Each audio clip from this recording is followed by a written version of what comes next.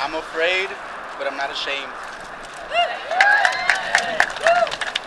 Today, DACA has been announced to almost be My name is terminated in Brandon. 6 I'm months. 20 years old and I'm an alumni from DACC, a branch from NMSU. I am a dreamer and I've been in America for almost my entire life. I came here when I was 2 years old. Well, I found out DACA when I was about to graduate high school. One of the counselors told me about it, and that's when I got my hopes up, because now I saw that there was a way out of being illegal and actually starting to work legally and being legal in this country. I applied when I graduated in 2015, and then a year later in 2016 is when they approved it and I was able to receive it.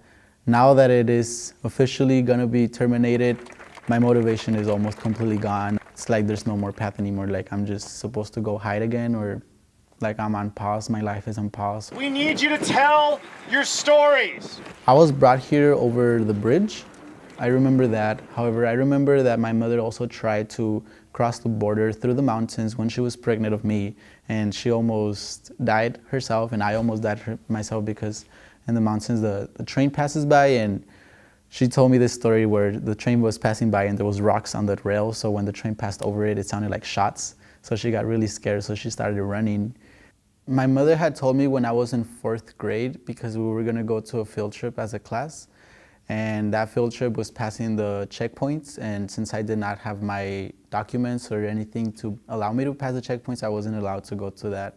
During that time, from 4th grade all the way into senior year, it did feel like I was, taken apart from the community, and I had to hide. Just write 3 minutes through everything.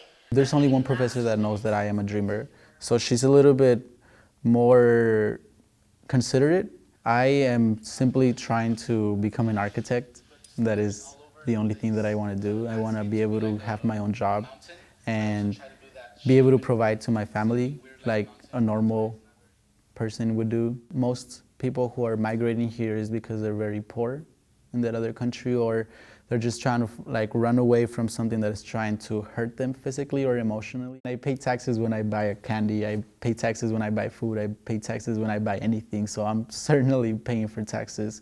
Also, in my job, they take taxes from it, and I don't really get anything of it back. I definitely would consider myself an American, and I think my life basically says that as well, because I've been studying here in the United States since I was in kindergarten all the way up to college. I feel like this is my home. This is the only country I've ever known. If I don't push the government to allow me to be in this country legally, then I would never be an architect in this country. And if I wouldn't become an architect, I wouldn't be able to help my mother to get everything back that she gave up.